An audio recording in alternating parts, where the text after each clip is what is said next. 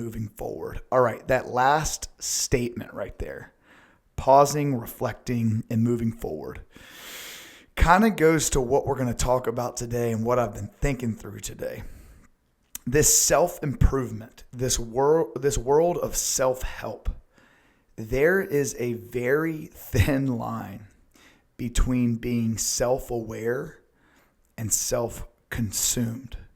If we aren't careful, this self-help world can lead to self-consumption, where we are perpetually fixated and stay in a state of thinking about self.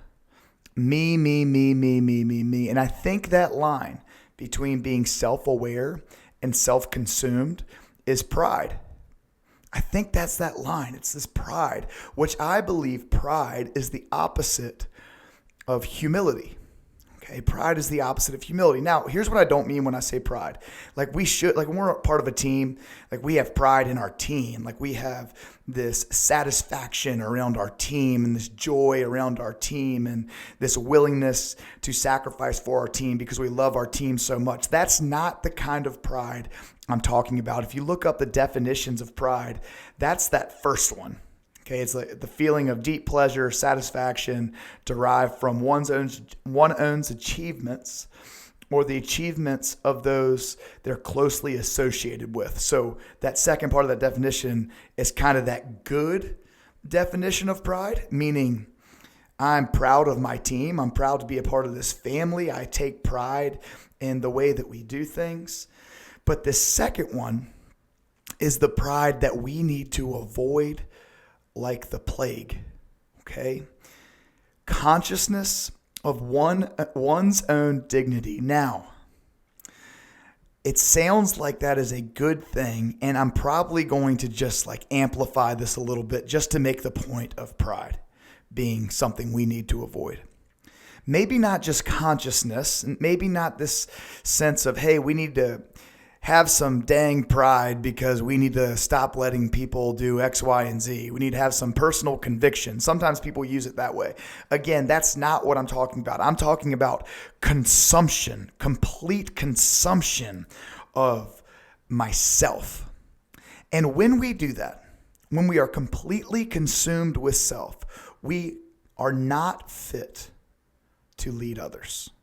When we are completely consumed with self. Self-awareness can be a gift. We are aware of how we are impacting others and we quickly adjust. Self-consumption, this pride, actually surfaces in two different ways. So if we were to talk about the opposite of humility, again, which I believe is pride, it surfaces as two different things. It could surface as arrogance or insecurity.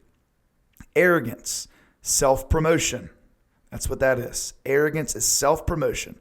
The person that cannot stop talking about self in a great way. All right? They just continue to talk about how great they are. That's arrogance, self-promotion. The other side we don't recognize as quickly, but I still think it's rooted in pride. And that is insecurity. And what I mean by that is self-protection. The person who struggles to speak up is dealing with the same root as the person who always wants their voice to be heard. They still are consumed with self. Again, self-awareness, good. Self-consumption, bad. If we are constantly consumed with self, whether that's in self-promotion or in self-protection, it's going to be really hard for us to look out for the best interest of our teammates. This is true when we talked about feedback 2 weeks ago. This is true when we talk about the heart of leadership. Humility has got to be this underlying thread to everything that we do. I can be self-aware, but not self-consumed. I can fully invest in others. I'm aware of self, but I'm not consumed with self. As you go on this journey of self-improvement, which is good, be careful to not cross the line of being self-consumed. I hope you guys learned something. Thanks for listening.